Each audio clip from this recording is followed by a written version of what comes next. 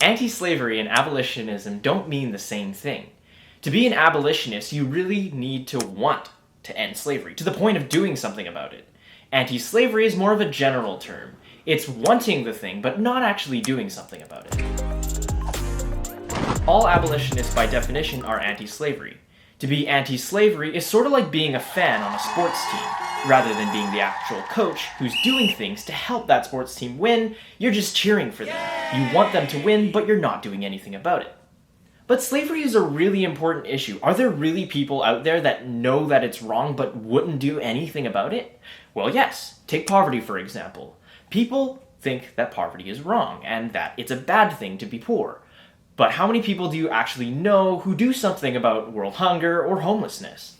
Let's take Augustus St. Clair from Uncle Tom's Cabin as a more direct example. He wanted to free all of his slaves when he grew up, but when the time came and he was old enough and he actually owned all the slaves, he came up with as many excuses as he possibly could to keep them.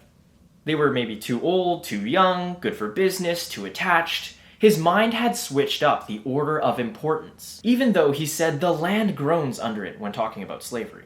St. Clair wanted to free all his slaves, and he wanted all men to be seen as equal, but he didn't combine the thought with the action. Now take George Shelby, also from Uncle Tom's Cabin. He, like St. Clair, wanted to free all his slaves when he grew up, and when it came time for him to do so, he did. That's because he understood and he knew his slaves, and he knew what it meant for them to be free, just as he was. George, in the book, is an example of someone who can take what he believes to be true and act on it. Humans aren't the most logical or rational beings. If I saw, say, a spider sitting there, I could be like, that's probably my first reaction. But why? The worst that it could do is tickle me.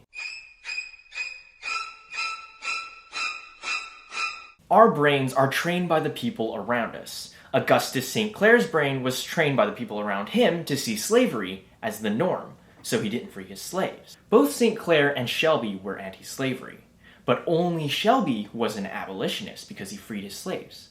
Anti-slavery is knowing, abolitionism is knowing and turning that into doing.